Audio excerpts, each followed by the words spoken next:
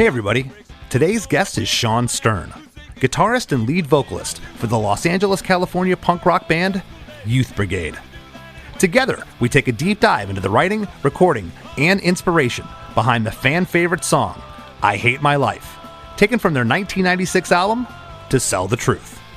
Shawn mentioned that the lyrics, in many ways, are autobiographical, at least the first half of the song, while the last half leaves the listener with the hope of seeing the good through the bad, the thought that someone always has it worse.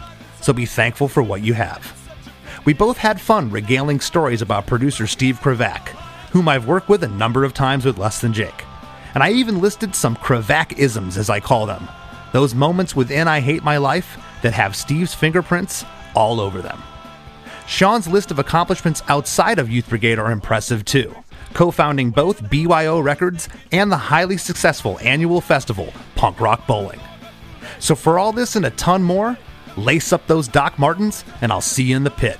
This is a good one. Hey, have you heard? Chris DeMakes a podcast. Hey, have you heard? Chris DeMakes a podcast. Hey, have you heard? Chris DeMakes a podcast. Hey, have you heard? Chris DeMakes a podcast.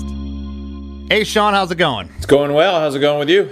Going very well. Are you in Vegas right now? No, I live in Venice Beach, about a block from the beach in California. Well, I assumed you were possibly in Vegas, of course, because Shawn and your brother Mark, I believe, started the Punk Rock Bowling Festival back in 1999 that still goes on in Vegas. Is that correct? It is correct, yes. We started together. It was a party that we set up for our friends in bands and record labels, fanzines, whatever. And it just sort of grew. And then in 2010, we had the possibility to make it into a festival, so we did, and eventually the next year we moved downtown Las Vegas, and we've been there ever since. Awesome. Well, it is the definitive punk rock festival, and the reason I asked if that was correct, I didn't know if it was your brother Adam or Mark, but because, of course, Adam, the bass player of Youth Brigade, and Mark on the drums, and, of course, Shawn, who we're talking to today on vocals and guitar, started the band back in 1980, and you precede my band by more than 10 years, and it's just, I marvel at, when I talk to the older punkers, it's like, I know what I mean, I wasn't there firsthand. I was too young, but it was dangerous. Punk rock was dangerous in the late 70s, early 80s, and it was just such a different thing than what it became. Yeah, I mean, it was a very small scene in Los Angeles. Before even Youth Brigade started, Mark and I were going up to Hollywood in 1978, and the summer of 78 was the year that Generation X's album came out and had the song 100 Punks on it, and that pretty much described the LA punk scene at the time up in Hollywood around the Canterbury and the Mask. There was about 100 punks, and it was a crazy time. We were still in high school, and most of the people involved in that early scene were older, and there was a lot of craziness just walking down the street with your hair spiked up, wearing leather jackets and chains and all that sort of stuff. You would get screamed at, you would get things thrown at you, people would want to start a fight. So it was a little crazy, yeah. And then it got actually crazier as the scene grew, because then people started getting aggressive with each other over stupid territoriality bullshit. And, right. Yeah, and I'm sure you've seen in the videos from shows in the late 70s and early 80s as the punk scene was growing here in Southern California, there were fights and a lot of aggression. And people, young, as I always like to call it, young men with a lot of testosterone, and if they weren't releasing it in a peaceful, happy, loving manner, they were beating the shit out of each other. Exactly. And what was the allure for you for punk rock? What drew you in? When I was a senior in high school, I took an existential literature class and a class on Hermann Hesse. And so I was reading a lot of philosophy and existentialism, some mystical stuff. And I was sort of growing up in that post-hippie era where I was a little bit too young to take part in it. And so all that was really left in the mid to late 70s for me was the sex, drugs, and rock and roll, which I have nothing against sex, drugs, and rock and roll. But, when I was younger and when the hippies were making that initial push and all the statements of fighting the war and fighting for the environment, that's what I thought the music was amazing and the philosophy was amazing. And then by the time I was old enough to participate, there wasn't much of that left. So I read an article by Robert Hilburn, the big LA Times critic, about the Sex Pistols. I heard Elvis Costello, My Aim Is True, played in its entirety on the local rock radio station. And those two things, along with the stuff I'd been reading about on bands and with philosophy, just made me think this is, I was playing in a band with my brother, with Mark and another friend of ours from school, doing cover songs of the things that I really like, Jimi Hendrix, Led Zeppelin, Aerosmith, the music that we'd grown up in from the early to mid to late 70s. And when I started reading about and listening to punk rock, I said, I'm not going to do cover songs anymore. I want to write my own stuff. And yeah, because it said something to me, it said, hey, you can pick up a guitar and play music and express yourself, express the things that you're frustrated about, that you want to see change, and hopefully inspire people. So those musicians inspired me, and to pick up the guitar and start playing and start a band and write songs. And hopefully I've been able to do that for other people throughout these 40 plus years that I've been doing this. Well, you definitely have. And, I want to extend my thanks to you. I've had Gurewitz and Baker from Bad Religion on the show. I've had Bill Stevenson from Descendants on the show, and some of the guys, again, that preceded my band. And I'm extending that thanks to you. You guys blazed the trail. I mean, you were out there playing every dive club, every VFW, every basement show. You laid the blueprint for bands like mine that came along a decade later, because without it, I don't know what it would have been like. Yeah, I mean, people ask me often, what were you thinking when you did this? Was there a plan? And there was no plan. This is DIY. We just sort of made it up as we went along. We didn't know how to make a record, so we would just ask. And there was no internet then. There were no cell phones then. When I booked the tour for the Another State of Mind tour in 1982, I basically used some young people today may not know this, but there used to be this book called the Yellow Pages and the White Pages, the phone book. You would just look up phone numbers there, and I would just try to find the cool record store in that town that, as I went across a big map on the wall, because that's how we did it in those days, putting little pins connecting city to city, trying to figure out how far it was, looking at atlases, trying to measure the distances out. I would just look for a record store. I would usually start with a university, because more likely than not, there were kids at the university who would be into this type of music. And there were usually, hopefully, a local college radio station that was playing this kind of music. And so I'd reach out to that and I'd cold call. Hey, we're a band from LA. We're coming out there, and we're looking for places to play. Do you know any? Is there a record store? Is there a local bar or venue that you'd recommend? Are there cool bands there that you might want to recommend and give us contacts? And that's how it all started. That was the networking that started DIY. Eventually Maximum Rock and Roll started taking this knowledge that all these bands got and made that Bible, and which was a great thing. It was a great service to all the bands, and that's what everybody used. Sure. Well, your guys' story is great. Again, 1980. Such a long time ago. You were right there on the cusp of punk rock's beginnings. You started your own record label in 82 called BYO Records. Released a record in 82. Released another one in 83 that only kept a couple songs from the first record, did some re-records, I guess. And then in 86, I did not know this, that you guys were just known as the Brigade then. I always just considered it a Youth Brigade record, the dividing line.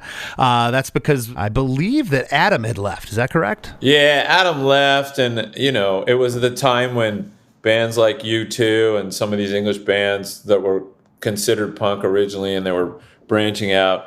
A lot of these bands were getting big and famous, and I guess, it wasn't just us. I mean, TSOL, Jack left, and Joe Wood came in. Adolescents put out that record that was more, what shall we say, more commercial, more pop. I don't know how you'd call it. 7 Seconds to New Wind. I mean, everybody was sort of.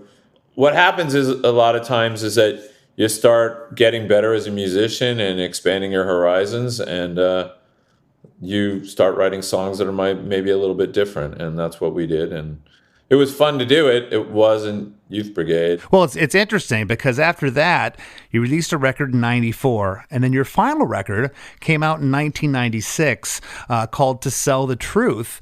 And that's the song that we're going to talk about today is from that record, I Hate My Life.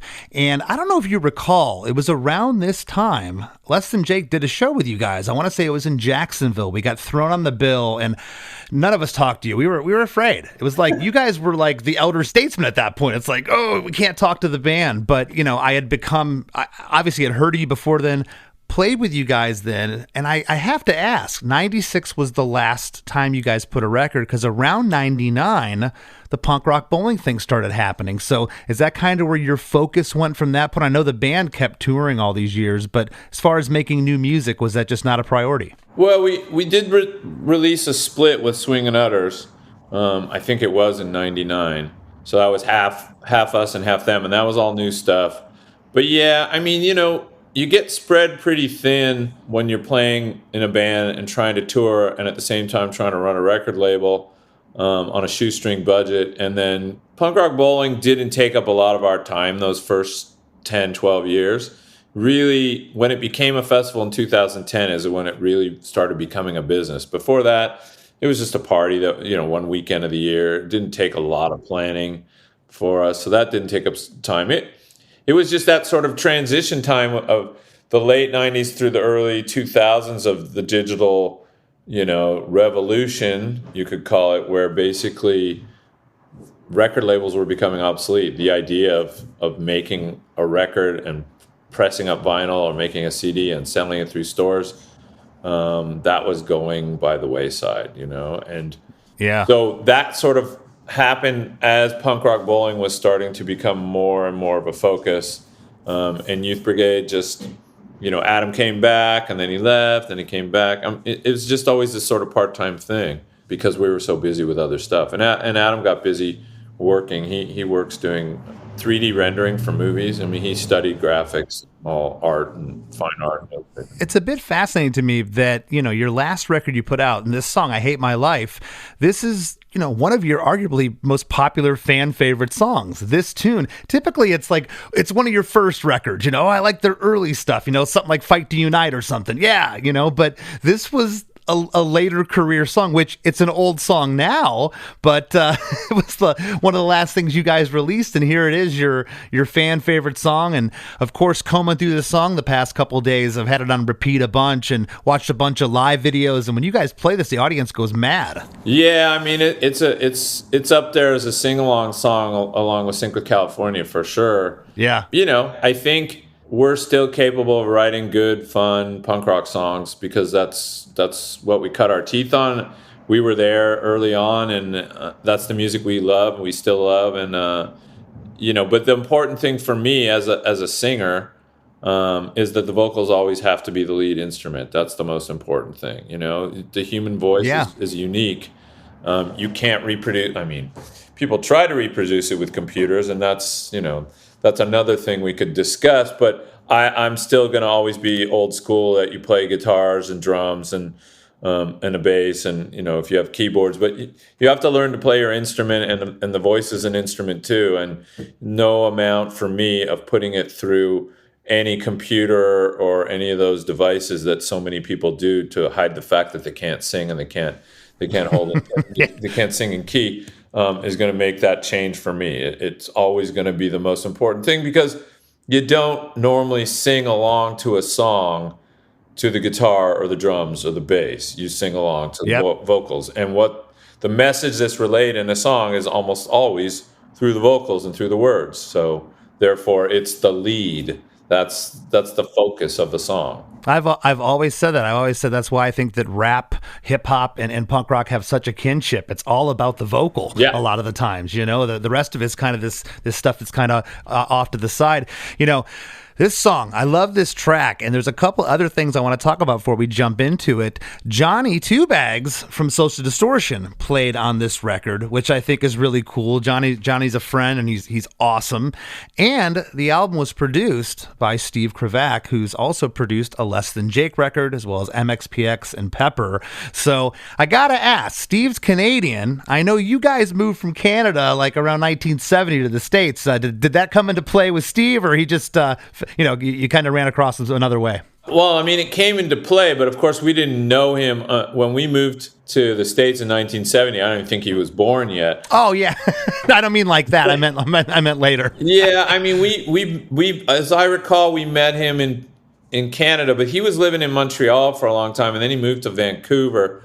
I don't remember where we met him. It could have been in Montreal, it could have been in Vancouver. I know that we hung out with him in New York when we were on tour at one point, but yeah, he eventually moved here, and we worked with him on a bunch of stuff. We also had him working with a bunch of bands on BYO too. He's a very strict taskmaster when it comes to the studio. Recording vocals with him is something I'd never experienced before, and it started to lose my focus because he's very much, don't worry, sing the song, I'll just punch in a bunch of stuff. Okay, this line's good, but that line's not as strong. So let's do it again. Take it from the top. All right, go. Now that line's great, but the one before it is not as good. So we're going to have to redo that again. And cutting you to the point where you're like, I don't even know where I'm singing anymore. I need to take a break.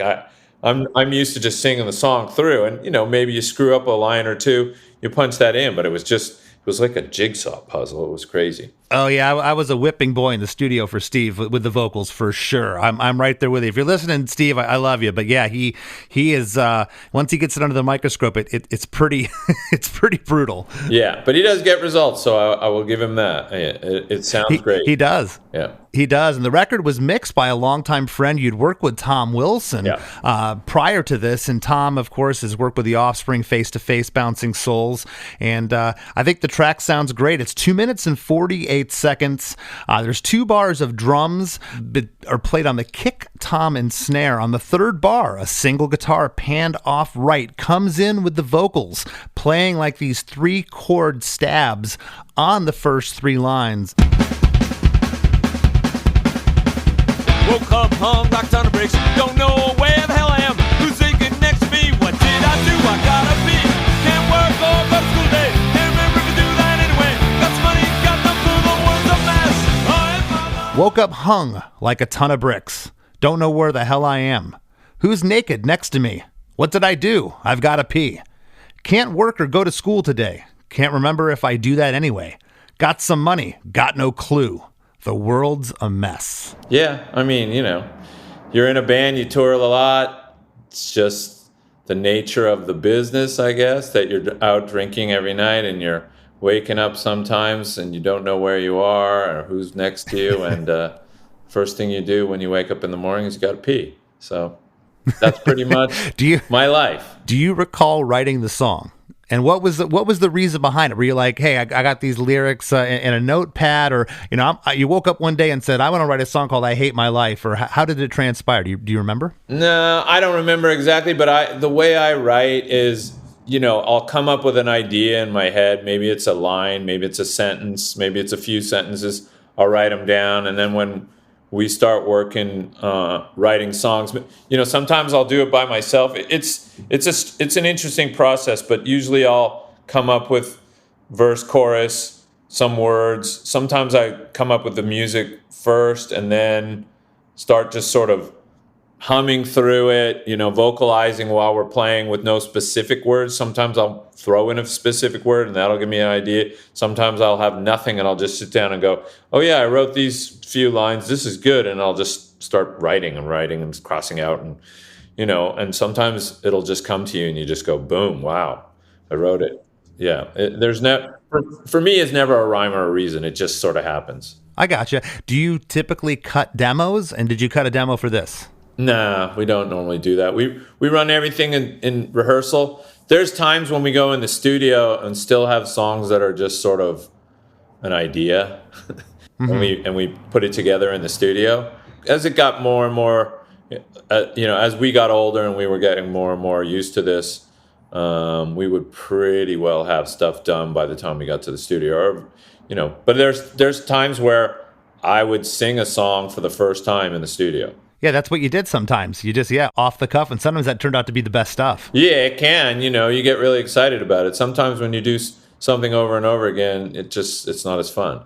Do you remember when you got in the studio to do this particular song? Did Steve have a lot of suggestions? Was he really involved in that aspect, or was he really just there to be an engineer and push record and get sounds? Honestly, I'm not going to be able to tell you that I remember this specific, but I can tell you that Steve comes in as an engineer, but he's always a producer. He's always thinking. He's a musician, which is why I like working with him.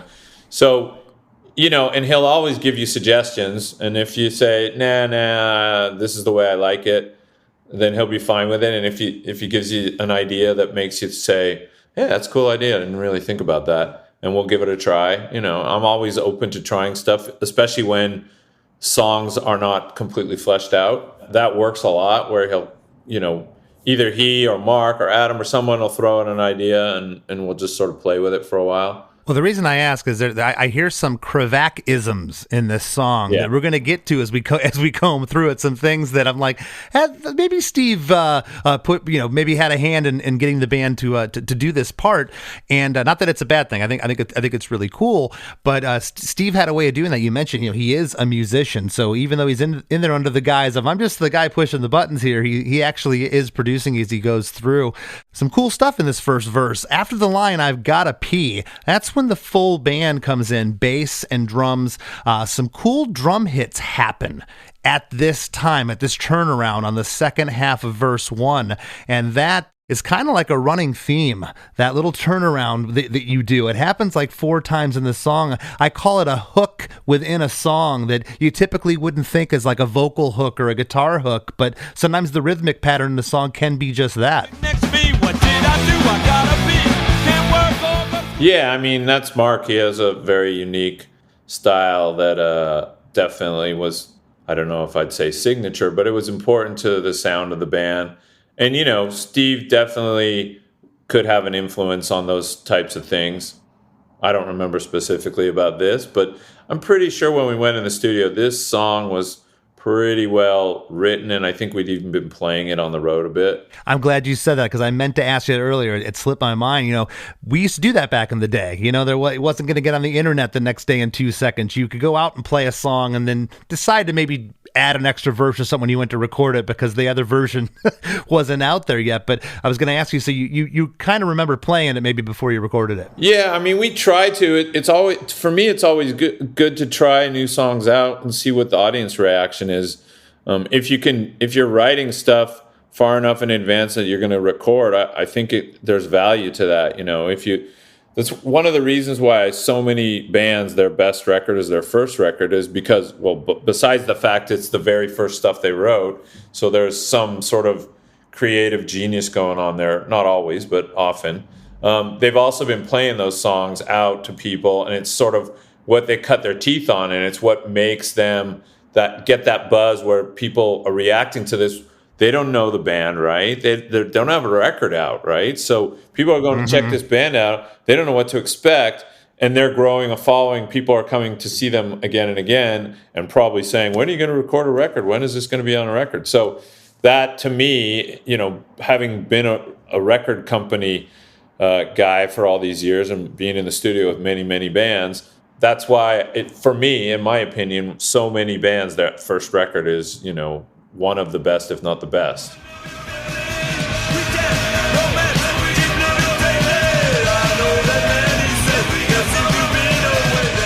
We'll be right back with lots more with Shawn Stern after a few words from our sponsors. Hello out there. Yes, hello out there, everyone. I'm Hal Schwartz. And I'm Flynn McLean. Together we host None But the Brave, a podcast dedicated to the music and career of Bruce Springsteen. Bruce and E Street Band are on tour right now for the first time in 6 years, and we're taking a detailed look at what's happening on stage in our bi-weekly episodes. We've also been recently joined by some very exciting guests, including rock journalist Warren Zanes and Stephen Hayden, Backstreet's Magazine founder Charles Cross, and Barstool's Kirk Minahan. If you're a diehard Springsteen fan, this is the show for you. So please subscribe to None But the Brave on your favorite podcasting platform, and we hope to see you further on up the road. Thank you so much. We'll be seeing you. Can we go on existing for another day? One day. And now, back to the show. Well, halfway through this verse, like I said, the bass, the drums, the stereo guitars are now in, and a regular kick, snare, hi-hat, punk rock beat plays out for the rest of verse 1. At the end of the verse, on The World's a Mess, you get that rhythmic turnaround again that came in halfway through that takes us into chorus 1.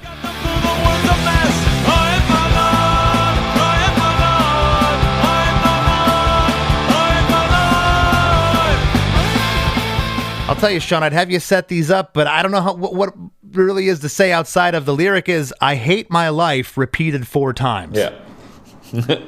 Yeah, I mean, there is a certain sarcasm to Youth Brigade. There always has been. Humor to me is always important, not take life too seriously. I feel that too many people do, especially, today, you look at the craziness that's going on. I really feel as though having gone through this pandemic, which is not something any of us have ever done. There's very few people in the world alive today that have gone through a pandemic before. So it was new for almost everybody. And it seems that, I don't know if you've noticed it, but I have noticed people that I know and people that I see did not do well through this, mentally. Oh, yes. Physically, spiritually, whatever you want to talk about. And, I just think, I guess it gets back to my existentialist class back in 1978, reading Camus, who was a big inspiration for me, and some of these other authors, and really also Vonnegut and people like that. I was an English lit major, and that always is part of when I'm writing, as part of the things that influenced me and inspired me to sort of think about this sort of all these universal questions of like, why are we here? What is it that human beings are here for? How did we get here? Where are we going? I mean, I have song titles using these sort of things, right? So it's always permeates the words that I write and the thoughts behind the music. It's just these big questions that we will probably never have an answer for, at least not in our lifetimes.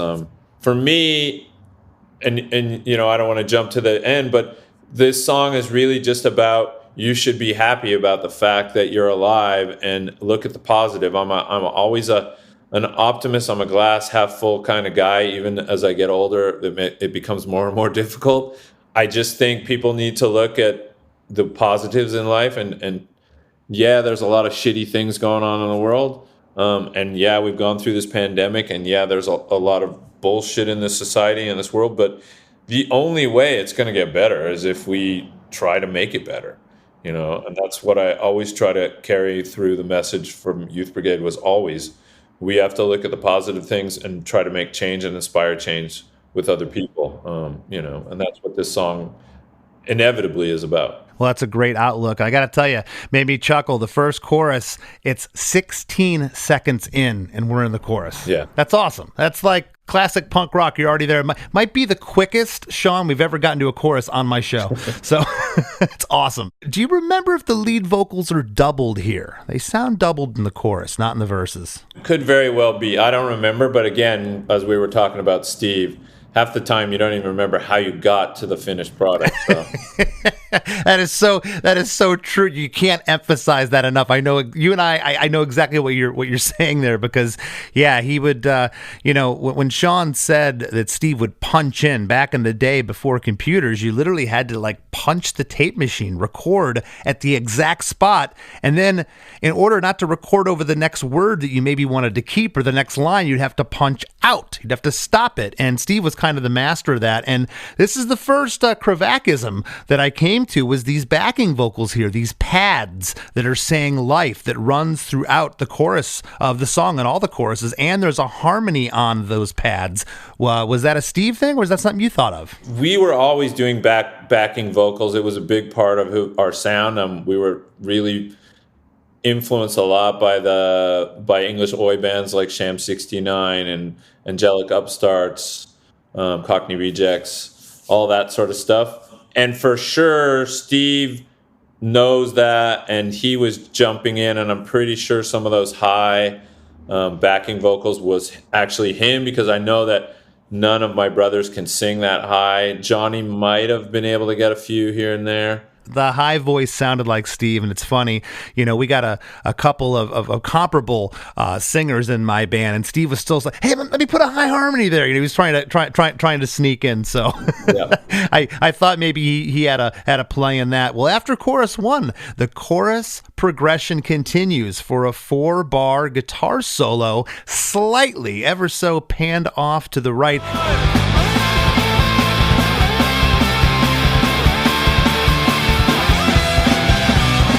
Is that Johnny Two Bags playing that solo? Yeah, that's Johnny. Yeah, it's awesome. And right after that solo, Shawn, we get that turnaround, that rhythmic turnaround again that happens up in verse 1. We get it out of the solo into verse 2.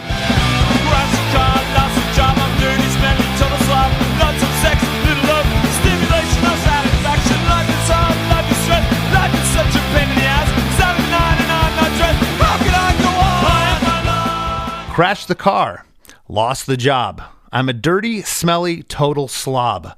Lots of sex, little love, stimulation, no satisfaction. Life is hard, life is stress. Life is such a pain in the ass. Saturday night, and I'm not dressed. How can I go on? Yeah, I mean, it's just sort of back to that consumerism society. This is what you're expected to do, and this is the reality of who you are and what you're doing, and that pretty much is the punk rock world, right? Oh, I got to go out, I got to party, I party so hard, my life's a mess, what am I doing with my life? Sort of almost a midlife crisis, I guess you could even look at it, but it's just what the expectations are and what the realities are of somebody who's, at that time I was 96, I was 36 years old, so. Well, I got to tell you, what I love is you're obviously well-spoken, you're very smart, you listed off the authors and the things you were into. Punk rockers didn't always get the credit that they were educated or that they cared about learning. They were just kind of like the Sid Vicious deadbeats, and it's not true. But you get guys like Greg Graffin, who you need a thesaurus to understand some of his lyrics, and here you are just as well-versed and educated, and these are the lyrics, which is punk rock as hell, and it's great. Well, yeah, I mean, I don't speak in professor speak because I want to be able to relate to everybody, I mean, I think you can be intelligent and educated and still be able to relate to people and talk to them, on a one-on-one level that everyone can understand. But yeah, you don't need to be a dummy, like unfortunately you use the example of Sid Vicious, but yeah. And that's what a lot of people thought of punk rock back in the 70s and 80s for sure. Yeah. And especially the places that you guys were going into. It was all run down parts of the community, the worst places you could be. Well, verse 2 is musically the same as the second half of verse 1, meaning the full band is in. And at the end of verse 2, we get that rhythmic turnaround again into chorus 2, which is I hate my life, said now 8 times. It's a double chorus here with those same backing vocals as the first chorus here.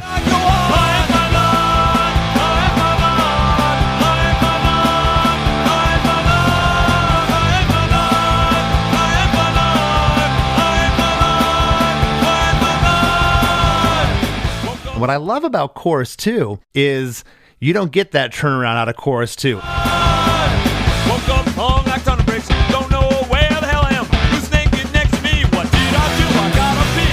Can't work or go through late. Can't remember to do that anyway. Got money, got no clue, the world's a mess. I really like that. Do you recall ever having that conversation? Maybe we should put the turnaround here. I don't recall exactly, but I'm pretty sure that a lot of that was Mark, because it's a rhythmic thing, so we would have definitely had a conversation, and we'd always like to throw in a wrench and not just you can't just keep doing verse chorus, let's do a little bridge, verse chorus, it gets boring, so you want to mix it up and have some fun with it. You don't want to be doing what's expected. I mean, I don't know if you ever studied music theory, but that's music is math. Right? I was having this conversation with my father yesterday, and it's just, that's what it is. Music is math at the end of the day. And I mean, of course, these days it isn't anymore, right? Because now people are making music on computers, so they don't know the first thing about writing music or theory or anything, right? I watch some of these artists now, and I don't really understand. I'm all, where's the hook? Where's the chorus? I mean, it's the same thing over and over and over again. I'm waiting for something to happen, and it doesn't. Especially when I watch Saturday Night Live. Jesus Christ. How are these bands on Saturday Night Live? Who the fuck? I don't know who they are. I'm old. I get that. But why is this good? There's nothing good here. I'm not watching good music, you know? Ugh. Bores me. That's going to be the sound clip we use for the ads for the show. That was perfect. Okay. Perfect.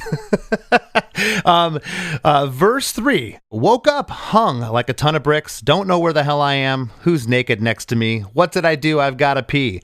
Can't work or go to school today. Can't remember if I do that anyway. Got money? Got no clue. The world's a mess. And typically I'll just say, hey, you know, if the lyrics are the same as another part of the song, I'll just say, hey, these were the same. The reason I read them out is there's one word that was left out. Instead of got some money from verse 1, it's just got money. Was that just the way you sang it that pass and it just happened to make it on the record? Probably. Honestly, don't remember, but it could have been where I thought, I was remembering when I was a bit less secure in my life, when I was in my 20s. You know, and I was having to do jobs in between, you know, just to pay the bills and stuff. And by the time I'm in my 30s, I'm doing a little bit better, and I'm making money playing music, which is great, and not having to worry so much in between tours if I was be able to pay the rent.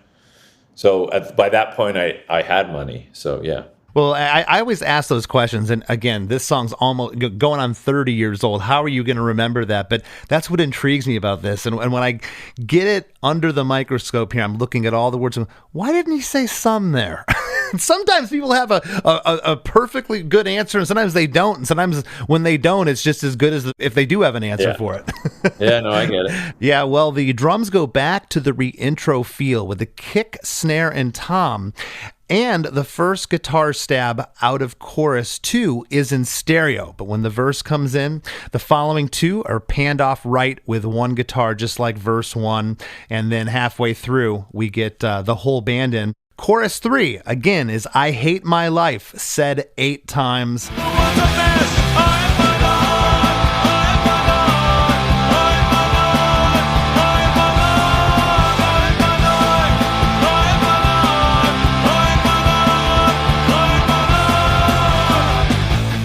Then, at a minute and 23 seconds of the song, so we still have about a minute and 23 seconds left, so we're only halfway through the song, and we're in the mosh part, I'm calling it, that basically lasts the rest of the song, but it takes you on a really cool journey. I always love punk rock songs like that, and I've tried to write a couple of them in my time, where it's just like, it's almost like 2 songs in one, and I love this part. I'm calling it the classic mosh part. It's 4 bars of music, and the band goes halftime. Stereo guitars, bass, and drums, and there's this track of guitar feedback. And this progression continues under the vocals for the rest of the song. And the lyric is, your life's so bad, let them take it all away.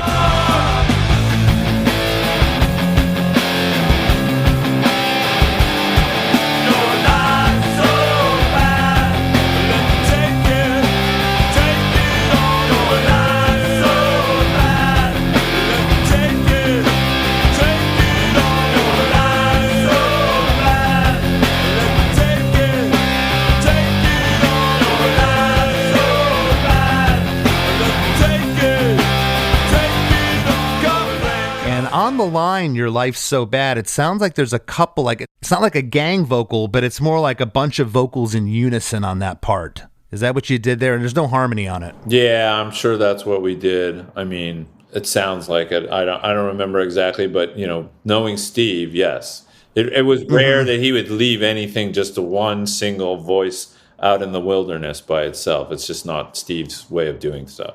Well, the next part I'm calling the outro because we never go back to the I hate my life part. And at first, when I'm, again, looking at this on paper, I'm saying, why didn't it go back to that? It's like, it didn't need to. You've already heard the chorus 3 times, and chorus 2 and chorus 3 were double choruses. It got that point across.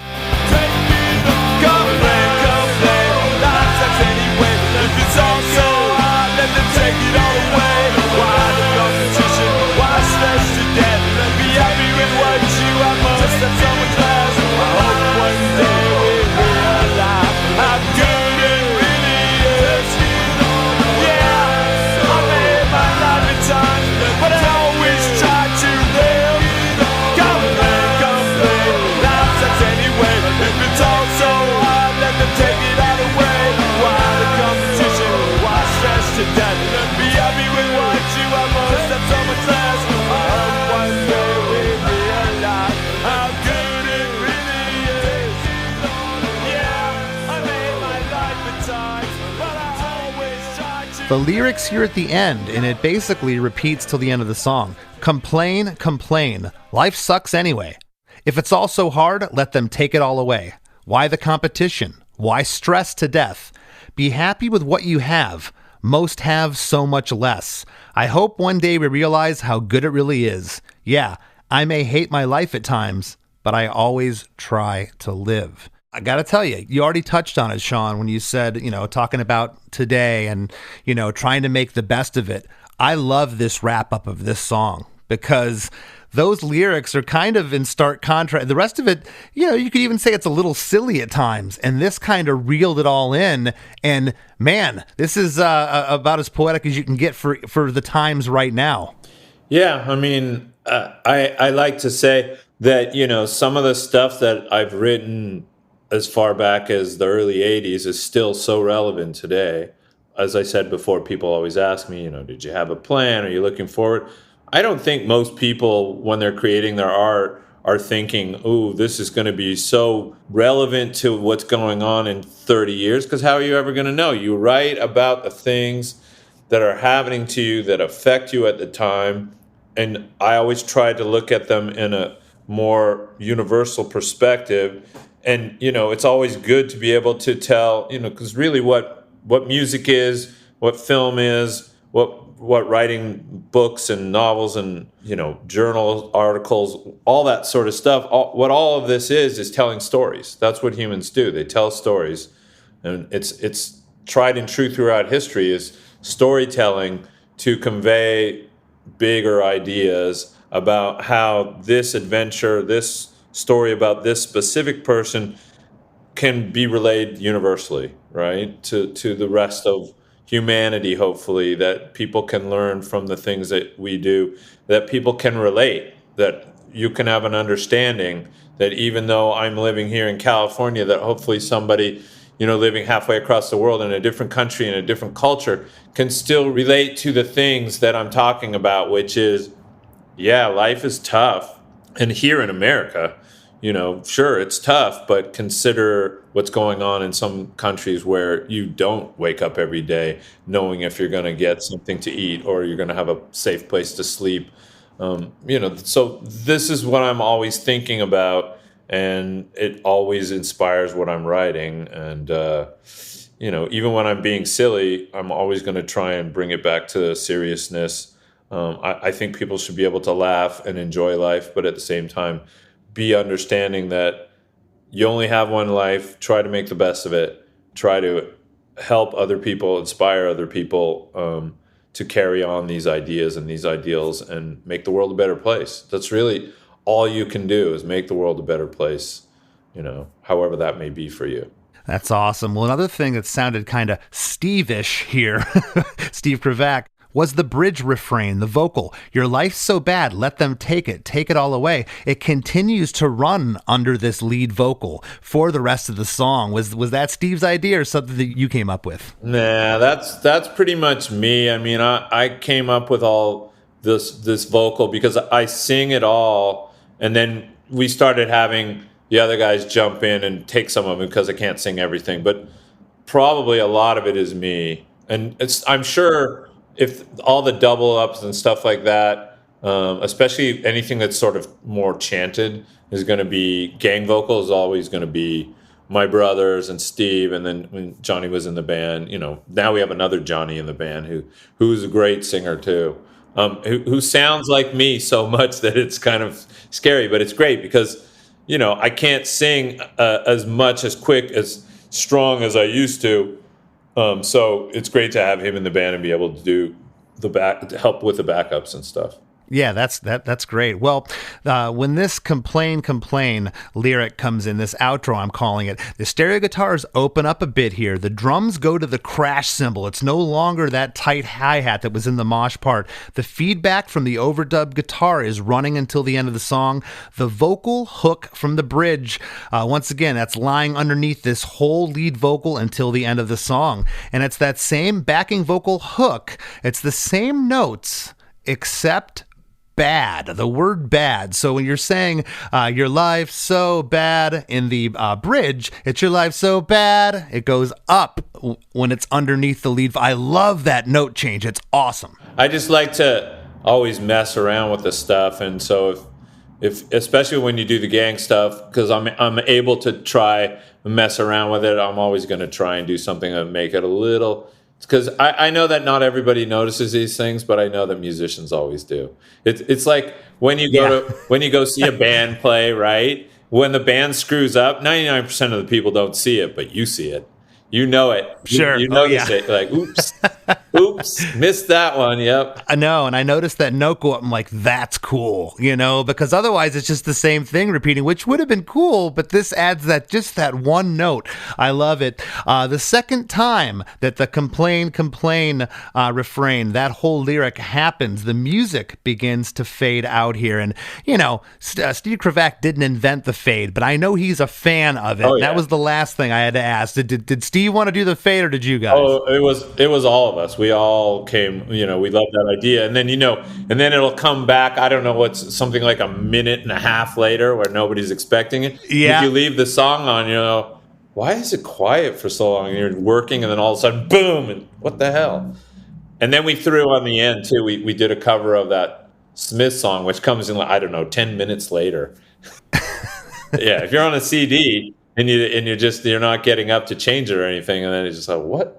People didn't know. We didn't say anything about it. We hit it at the end. Yeah, that was the thing to do in the 90s, which is great. Well, and that's the last thing I wanted to ask you, Shawn, was this is the last song on the record out of 14. Is that because it was a fade out? It's like, what else you're not going to put it in the middle of the record, right?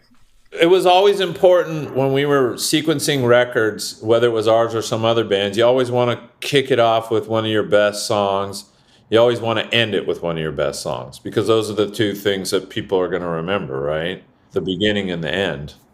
All the stuff in the middle is important too, but you want to kick. It's just like when you're making a set list. You want to come in there and smack them in the face, boom.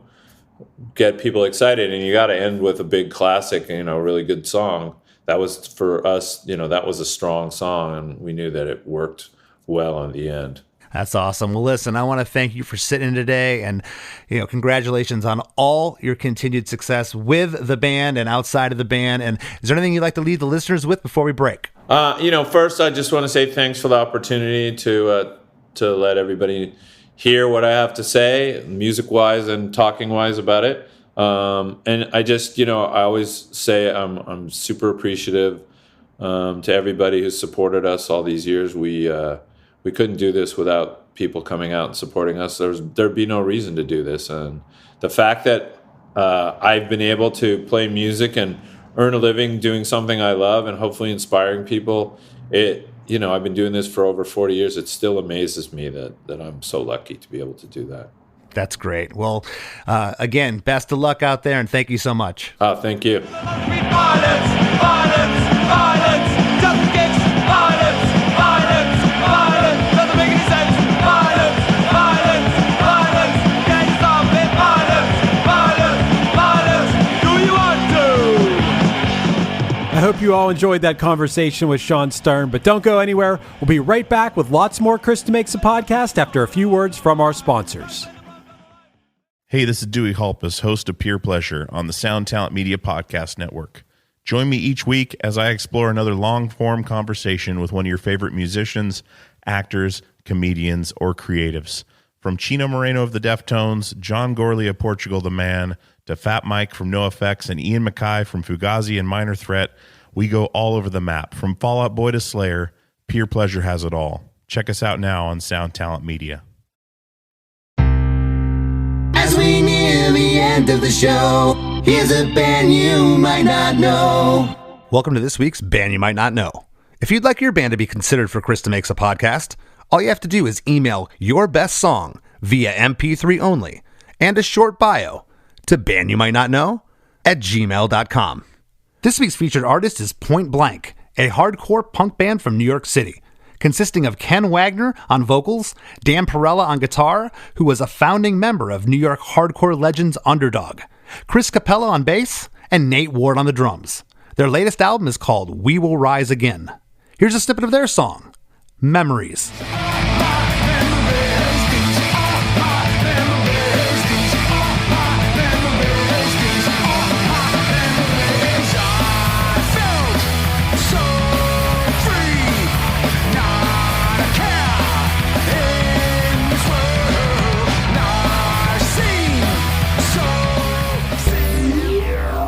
The Wrap with Chris and Chris. So, Chris, I got to tell you, when you guys were recording, I was thinking to myself, man, I hope Shawn doesn't find out that Chris and I both record on computers and in Pro Tools. He might not be too happy about that. No, it's funny. It's everything he was saying though is so true. We've talked about it before, where you can just stifle a performance if you produce it too much, if you fix it too much, you take away that human quality. Yeah, you're talking about somebody who came from the beginnings of punk rock. Yeah, they're not going to be into the auto-tune and whatever else too much. But, I think I've heard you say this on podcasts before, Chris. If you use the technology as a sort of instrument or as a tool, it's awesome. But if you use it as a crutch, not so awesome. It actually sucks if you use it that way. Absolutely. And it's funny. I think for a certain type of music, EDM, electronica, maybe certain types of pop music, it's fine to be cookie cutter and it's fine to be regimented and everything perfect and in tune. But when you're recording a track like I Hate My Life, it's going to suck every bit of emotion out of it. Right. And I've thought about this on other episodes where we've had old school punk rock artists on, but the amount of networking and cold calling and researching that you would have to do to book a tour back in the day. It just seems insane to me. I understand how we did it in the 90s, but how Shawn and these guys were doing it, how Bad Religion and Descendants and all these bands, this was before a lot of the resources that we had. We had Book Your Own Fucking Life in the 90s, which was a magazine. I think that might have been a subsidiary of something to do with Maximum Rock and Roll. I could be wrong on that, but I think you're right. You'd look in the back of it and be like, oh, we're in Austin, Texas. I need a place to stay tonight. You'd call the number in there and you had some tools to help you. And again, these guys, they were the blueprint. They paved the way for all the bands that came later to do this. So you kind of already knew what venues in town supported punk rock shows. Back then, these guys were all flying by the seat of their pants. It's funny that by the time my band was ready to tour, it was like 99, 2000 or so when we started doing a little bit of like out-of-state shows and everything. And the fact that we had a website, we were a little bit ahead of the curve on having a website. We connected with other bands that had websites. We would email each other and trade shows. And that was a big step in being able to do this. I can't imagine before that. You'd have to pick up the phone and call somebody, which that's wild. I mean, and speaking of touring, when it comes to this song, man, I've done a lot of touring in my day. You've done a lot of touring in your day. And that thing about partying all night and getting up hungover and having to drive and play another show definitely doesn't work for me now. And it didn't even work for me then. It would happen once in a while. I remember a few times it would happen, but man, oh man, that has never been something that I could maintain. No, it's a young man's game for sure. And if you continue like that, you will burn out. I've seen it. I don't care who you are. You just, Father Time is cruel sometimes, Chris. I mean, Father Time must have been cruel to me when I was 20 years old, too, because even back then, I couldn't really handle that.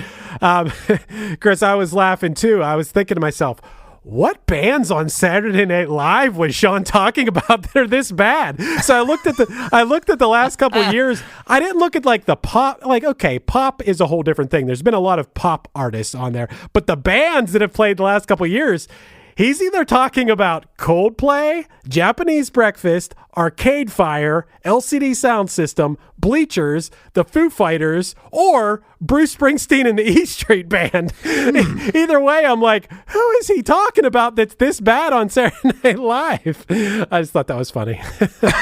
Yeah, I noticed he was kind of going off about that. Yeah, and I'll fully admit, I'm just really not a follower of SNL. I haven't watched it in a long time, so he kind of lost me there. I just wondered who he had seen. I'm just so curious as to who he tuned into and saw on there. I don't know. Yeah, there's been some bad people on Saturday Night Live, no doubt. But most of the time, I think they're all right. Anyway, though, one more thing I would ask you about this. Of course, punk rock bowling is something I heard about for years. I've never got to go to it. I have some friends that live in Vegas now. Have you ever gone to it or played at it? No, we haven't played at it, oddly enough. I've never been to it, but our fans request every year. And when we got done talking off to the side tonight, I said to Shawn, I said, hey, Less Than Jake would be honored to play it, and hopefully we can someday. It's a great festival. It's the who's who of punk rock, and it's done really well. It sounds really cool. I mean, it's really awesome when people can establish something like that makes it like a reason to go to that destination. Like as if Vegas, I mean, depending on what you're into and what you think is fun, I think Vegas, just adding that element to going to Vegas would be really awesome. I'd really like to go to that sometime. And I think it was a real honor to have someone who, like you said, kind of blazed the trail for our bands, for thousands upon thousands of bands to do what we do within the world of punk rock. I think that's really awesome, man. For sure. And if they wouldn't have blazed that trail, Chris, we probably wouldn't be talking to each other about our VIP program, the supporting cast program. You can find it at chrisdemakes.com. You can sign up, and for the price of, I don't know, an apple juice at the Cracker Barrel, you can get bonus episodes. An apple juice at the Cracker Barrel. Yeah, it's about, I don't know, it's probably close to $5 for an apple juice at Cracker Barrel these days with inflation. I don't know. Jeez, what Cracker Barrel? What ritzy Cracker Barrel are you going to? Exclusively the Beverly Hills one, Chris. But hey, enough of that. chrisdemakes.com. And yeah, join the supporting cast. You'll support the podcast you know and love, and it means a lot to Chris and I. And please join our Facebook group, the Chris DeMakes a Podcast Facebook group. We'd love to have you. And while you're at it, give me a follow on Instagram at @LessThanChrisD. And want to thank this week's guest, Shawn Stern, for sitting with us. And we'll see you next week. Well, hey friends, my name is Zach Lupetin. You may know me from the band Dust Bowl Revival, but I also host a music discovery podcast called The Show on the Road. For the last 5 seasons, I've been able to dive deep and have intimate chats with folks like the Lumineers, Ani DeFranco, Wolfpack, Keb Mo, Lake Street Dive, Bela Fleck, and more. So guess what? After 150 conversations with some of my favorite songwriters from around the world, we are bringing brand new episodes to the Osiris Network. New interviews and intimate acoustic performances will be coming at you this summer. And which episodes are coming next, you ask? I am Zach Goody, the lead singer for the band Smash Mouth. Our band is called Milky Chance. We are based in Berlin. My name is David Shaw. I sing and write songs with my band, The Revivalists. Trust me, these conversations go some wild places. So subscribe to The Show on the Road on Osiris, and we'll see you soon. Hey, what's up? This is Blake Weiland. I'm the host of the Tone Mob Podcast. It's a show where I interview guitar people about guitar stuff. We talk about their pedals, their amps, their accessories, their preferences, all that stuff, as well as a healthy dose of whatever comes up. Topics have ranged from aliens to addiction and anywhere in between. Oh yeah, and pizza. We're definitely going to be talking about pizza. So get the show wherever you're listening to this podcast at. Just search The Tone Mob in your search bar and it will pop right up. Come join us. We're having a lot of fun. Thanks for checking it out.